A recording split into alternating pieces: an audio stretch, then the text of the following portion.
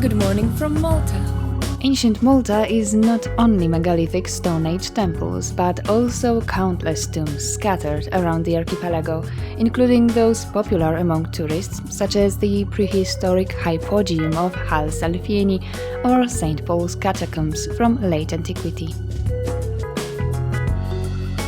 Today, however, we'll see these rarely visited tombs, almost never filmed.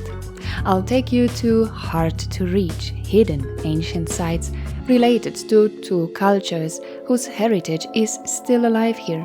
We will meet the Phoenicians and Romans of Malta.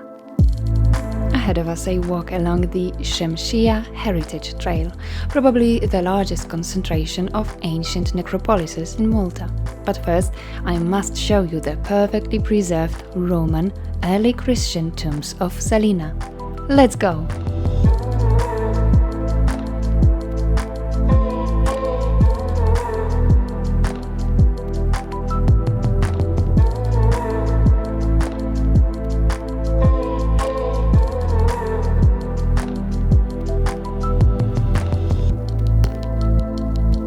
In the northern region of Malta, in the village of Salina, near the Church of Annunciation, I accidentally came across small Roman catacombs.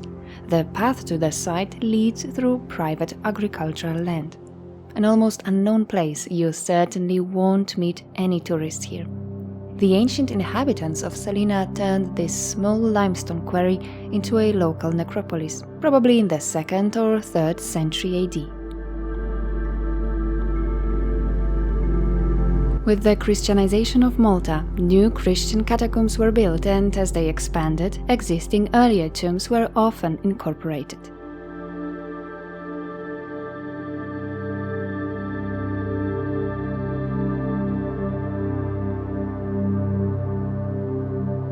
We have various types of tombs here, the so-called baldacchino or window tombs, pillars, arches. Perhaps small, but the entire complex presents early Christian funeral architecture in a nutshell. And although mostly open, tombs are preserved in excellent condition. What resembles a C-shaped altar was supposed to be a banquet table, the so-called agape table.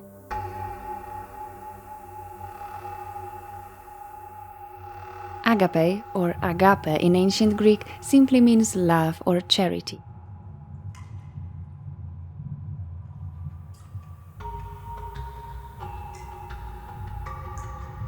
In early Christian communities, a common meal was an important element of worship, and the Eucharist was often part of the love feast. It was popular in Roman times among Christians to organize funeral banquets in the tombs themselves, agape, which commemorated the deceased members of the community.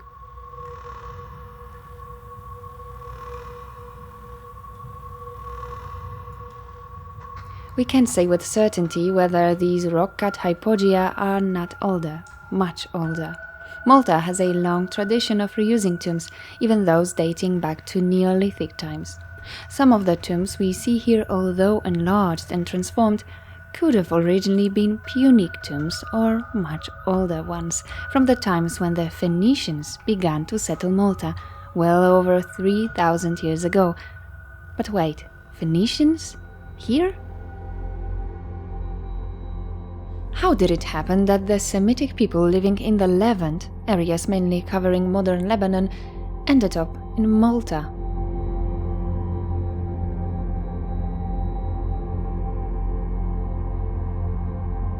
In the 12th century BC, the Eastern Mediterranean witnessed the collapse of the Late Bronze Age, dramatic and violent events related to the mass migration of peoples due to the climate change and invasions of, among others, the mysterious Sea Peoples, the destruction of cities and the fall of such powers as the Hittite and Mycenaean empires.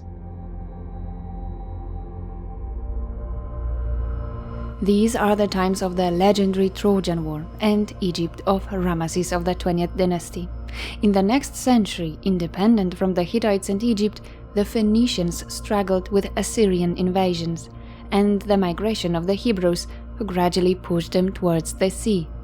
The Phoenicians were already known as a people of sailors and enterprising merchants.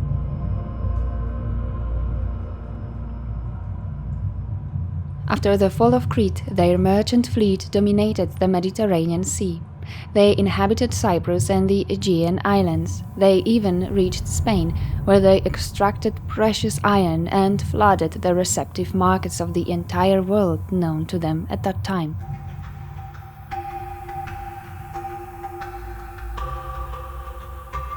In the 9th century BC, the Phoenicians from the city of Tyre founded a strong colony in northern Africa, Carthage, in today's Tunisia. This new city-state will soon become the capital of a mighty empire dominating the western Mediterranean. Around 700 BC, the Phoenicians reached Malta, located in the center of intersecting trade routes. Actually, the name Malta comes from the Phoenician language and simply means harbor. This is what it was to the Phoenicians, as well as their important colony and new home.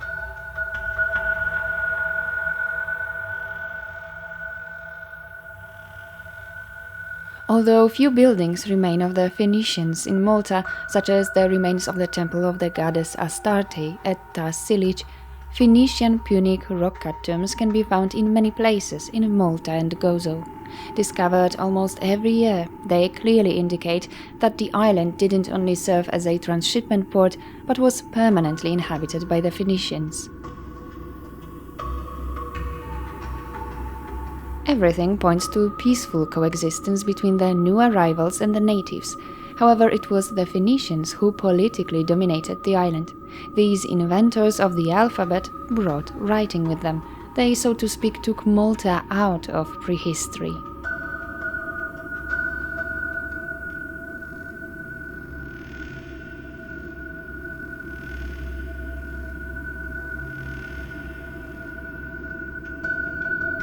Among the few Phoenician objects found by Maltese archaeologists stand out those stylized as Egyptian, statuettes and amulets, even anthropomorphic coffins.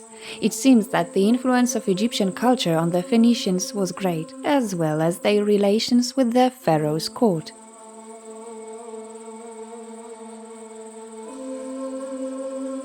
Interestingly, according to Herodotus, around 600 BC, the Phoenicians were to sail around Africa on the orders of the curious-about-the-world pharaoh of the 26th Said dynasty, Necho II.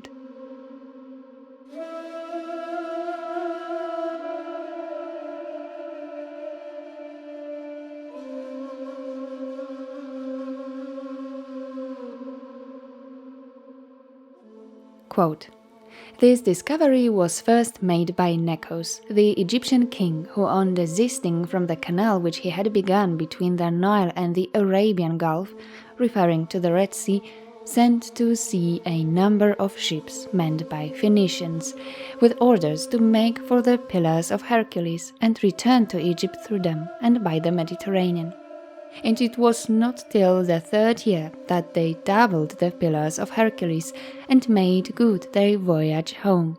On their return they declared, I for my part do not believe them, but perhaps others may, that in sailing around Libya they had the sun upon their right hand."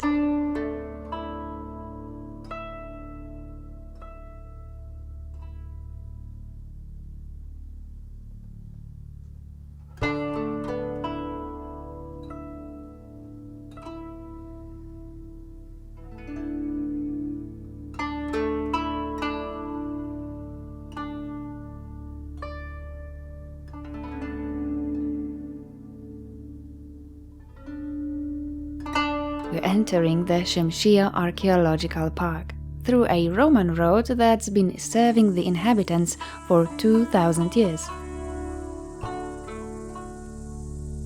The political autonomy of the Maltese Phoenicians ended in the 6th century BC, when the native Phoenicia was conquered by Assyria.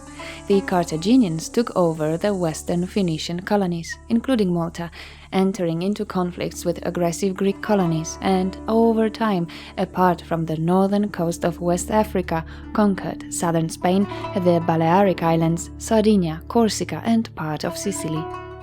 We're in a cave tomb used for burial in prehistory, but also in Punic Roman times.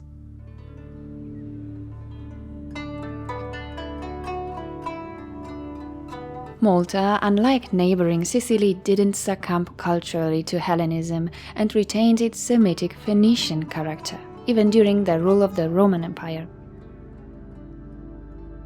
It's in Malta, like in no other place, that we find the heritage of ancient Carthage.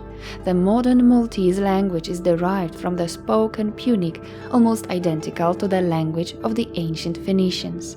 Although written in the Latin alphabet, Maltese is a Semitic language.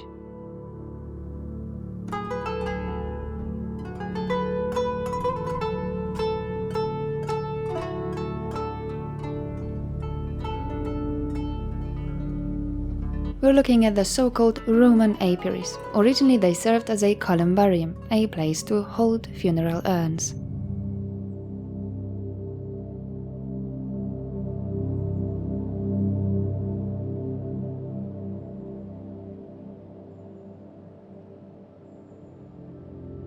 These are certainly not popular tourist attractions, and as is often the case in Maltese tombs, there are cobwebs and spiders everywhere, so watch your head.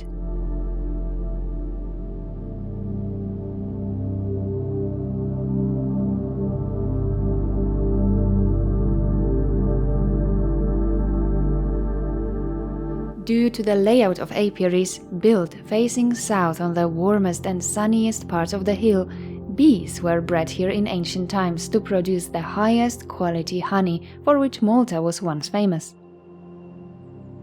The apiary is divided into niches, each containing stone shelves with terracotta beehives behind each hole.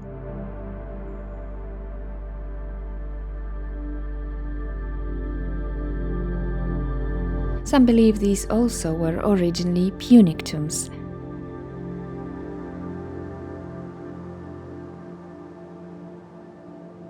Although the term Punic is commonly understood in historiography as Carthaginian, for the Romans they were above all Phoenicians. From Latin, poeni means Phoenicians, Punicus, Phoenician, and the Great War between two powers, Carthage and the Republic of Rome, which with interruptions took place in the period from 264 to 146 BC, was called by the Romans Bella Punica, the Phoenician War. The first of the Punic Wars took place mainly in Sicily. The second, the largest and most dramatic, covered almost the entire western coast of the Mediterranean Sea. It began with the epic campaign of the Carthaginian leader, Hannibal, who with his army crossed from Spain through the Alps to Italy, threatening Rome from the north. The war ended not far away from Carthage, on the barren fields of Zama, where the Romans, led by Scipio Africanus, defeated Hannibal in 202 BC. Malta was taken over by the Romans in 218 BC during the Second Punic War. It was incorporated into Rome's first province, Sicily.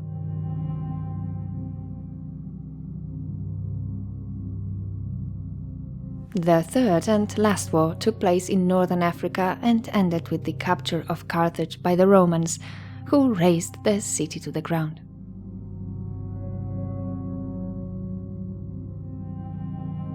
With the arrival of Roman settlers on the island, two completely different cultures had to coexist.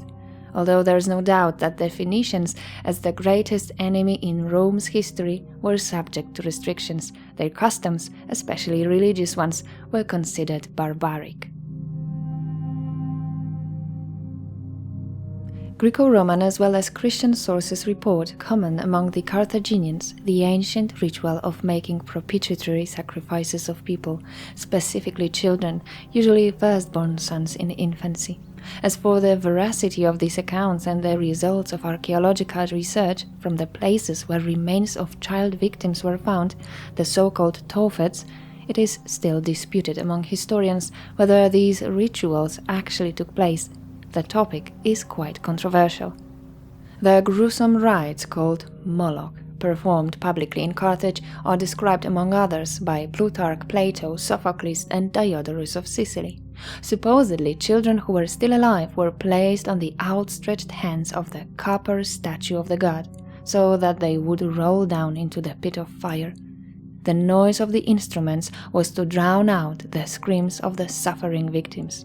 These sacrifices were supposed to be made to the highest Phoenician gods, mainly the divine couple worshipped in Carthage, the god Baal Hammon and the goddess Tanit.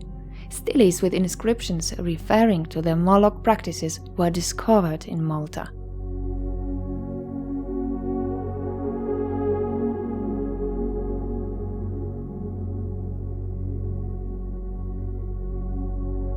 In front of us is one of the few perfectly preserved Phoenician tombs in the area, in a traditional Phoenician form, a deep 2-meter rectangular shaft leading to a burial chamber. The entrance to the chamber is very narrow and leads to an oval room 2 meters wide and 1 meter high. The Phoenicians and the Carthaginians preferred to use the numerous prehistoric tombs and caves they found on Xemxija rather than cut out their own. I showed you such Neolithic tombs in one of my previous episodes, link in the description.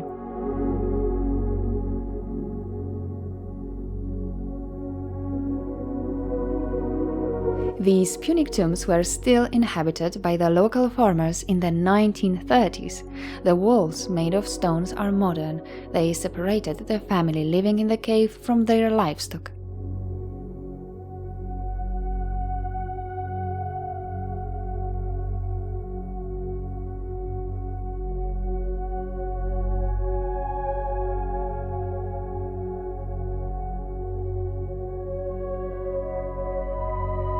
I didn't plan to film what you're about to see, but when it turned out that in the area is a section of the famous Ruts, the true enigma of Malta, I had to go there. Let's take a look. Carved into the limestone bed of Gozo and Malta, the dual channels measure from 15 to 60 centimeters in depth. Fragments of a dense network of these tracks can be found in various parts of the island. Some even drive off into the sea, continuing underwater. Everyone is intrigued by the elusiveness of their interpretation. The common opinion of historians that they come from the darkness of prehistory, most likely the Neolithic, is the merit of great authorities on the archaeology of Malta from the first half of the 20th century, such as Temiz Amit. However, this isn't a settled issue. Research from 2008 proves that some of them come from the classical period or later, as the Ruts near the city of Rabat are carved at the bottom of a quarry from Punic and Roman times. If they in fact were all created in one era, the great scale of this undertaking makes me think of the Romans. The Roman baths are just 90 meters away. This is one of the newest archaeological findings of Xemxija discovered in 2000 during conservation works. It's a Roman complex with a swimming pool and cold, lukewarm and hot rooms cut into the rocks. Just a few years ago, the springs used by the ancients flowed here. Water was collected in a large cistern located on a higher level. Of course, the bathhouse was originally a large Punic tomb from around 500 BC. The ingenuity of the Romans knows no limits.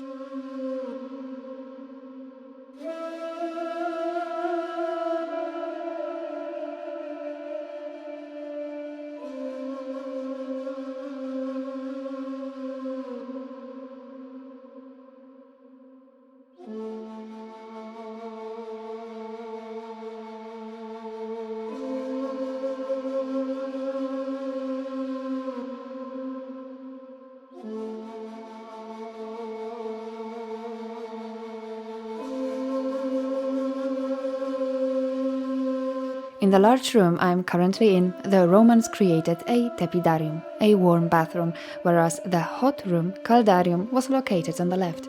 It seems that the Romans couldn't do without a bathhouse, although this one is small compared to, for example, the baths of Caracalla, which I admired in Rome. Anyway, this undoubtedly proves the permanent settlement of Romans in Malta.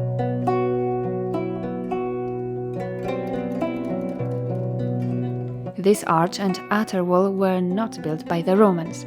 Local farmers converted these rooms into apartments in the 17th century.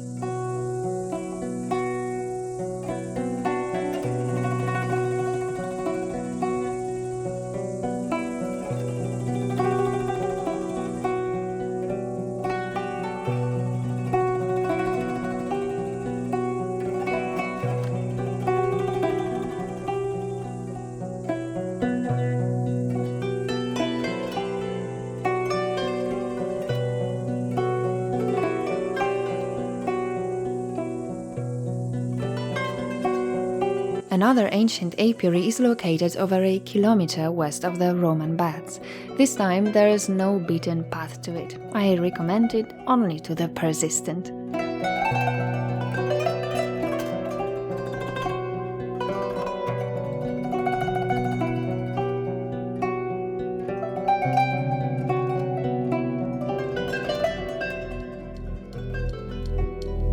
This apiary is huge, probably another great Punic tomb adapted by the Romans.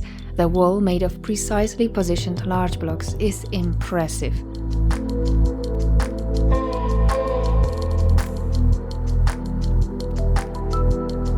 Only one of the two apiaries was open, and although there have been no bees here for a long time, the entrance is protected by a large nest of wasps, to the stings of which my cameraman is allergic, so we preferred not to risk it. We only managed to film these unusual artifacts. They must have been left at the entrance by the ancients.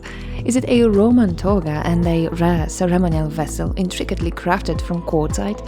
What do you think?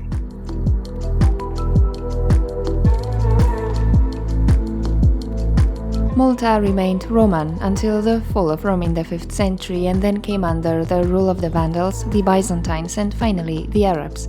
However, Roman culture and religion is still alive in Malta, and this even older heritage is not only heard in the Maltese language, but the fact that Malta was once Phoenicia is nowadays proudly celebrated. Thank you for watching. If you enjoy our historic journeys and want to help me continue these, please join my Patreon community, link below the description. Thank you all for supporting me by sending super thanks here on YouTube. Please like, comment and share my video with your friends. If you're new here, I recommend you to watch my videos from Egypt, Turkey, Greece and Italy. And don't forget to subscribe to my channel to be up to date with new episodes. And see you on another ancient site.